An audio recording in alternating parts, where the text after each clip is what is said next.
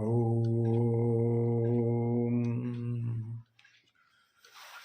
আপনার প্রশ্ন হচ্ছে মম মায়া দূরত্বয়া, এ মায়াটা কি?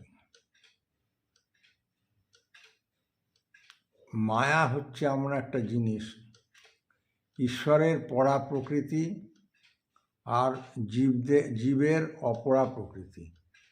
তাহলে পরা প্রকৃতি, জীব যখন তারই পরা প্রকৃতি, তখন তাকে ভুলে থাকে কেন?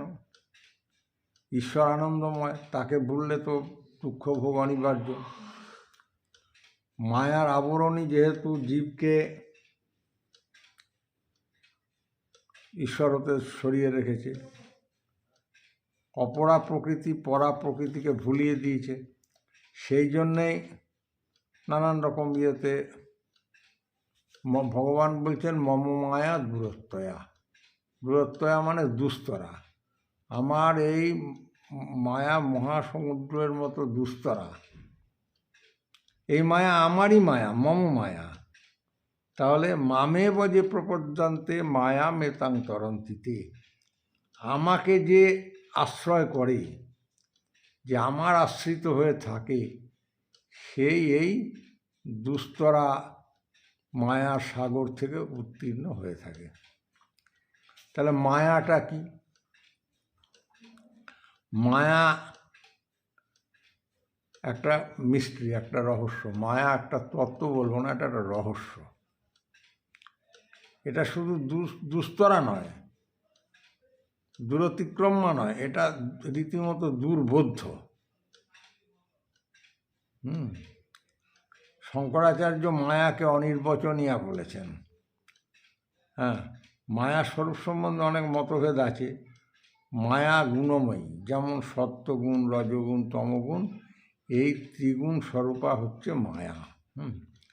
প্রকৃতিও এই ত্রিগুণময়ী, সুতরাং মায়া ও প্রকৃতি একই বস্তু, তাই না?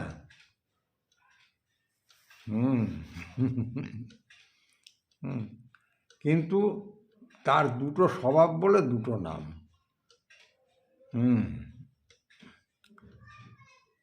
হ্যাঁ, মায়াং টু প্রকৃতিং বিদ্যাৎ, একই বস্তু বটে, কিন্তু দুরকম স্বভাবের জন্য, দুরকম কাজের জন্য। যেমন একই জল স্নান করাও যায়, আবার পান করাও যায়। ক্ষিতি, অপ, তেজ, মরুদ, বোম ও মন, বুদ্ধি, অহংকার, এই আটটাকে অপরা প্রকৃতি বলা হয়। আর আটটাই হচ্ছে মূল প্রকৃতিরই পরিণতি। মূল প্রকৃতি হচ্ছে সত্য, রজস, তমময়ী এই গুণ। এই ত্রিগুণময়ী প্রকৃতি বা অপরা প্রকৃতি হচ্ছে বিশ্বের মূল উপাদান কারণ।